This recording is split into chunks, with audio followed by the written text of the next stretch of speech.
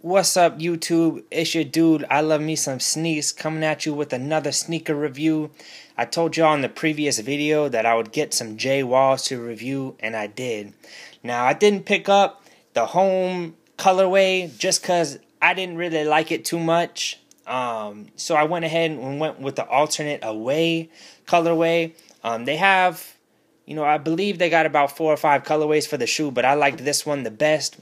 The regular away shoe has blue stripes coming down the side right here. The alternate has the white ones, as you can see here.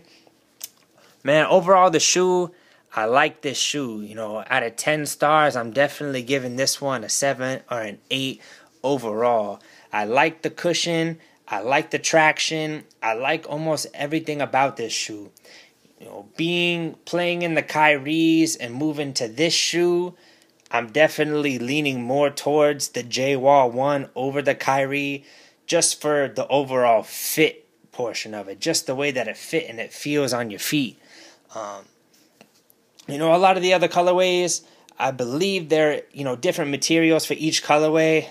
I personally like the red. I like the way that the red stripes are flowing down on each side of the shoe. I just like the red and white striped laces. Overall, I don't know why, but red is just an appealing color to the human eye, and I think that's probably why I picked these up. You got the red and gold speckles all throughout the bottom of the shoe, and of course you got J Wall's signature logo right there. I like it. I like the J, the W. I like the blue. I like how they still, put the red, white, and blue DC colors, in this shoe. On the front here, you got, let's show you here. It says Wall right in between. These, I like these too. These are classic. The way that it tightens up the laces right there. And then behind the laces, of course, you got another logo for the J Wall. I think, what makes these shoes different than a lot of other shoes is just it's got some odd touches in it, dude. I mean, the bottom, let's see if I could get y'all a good look at them. Don't mind them, they dirty. I've been playing in them. I like the bottom. How here, it says Wall on the bottom. It's got the 3 stripes for the W.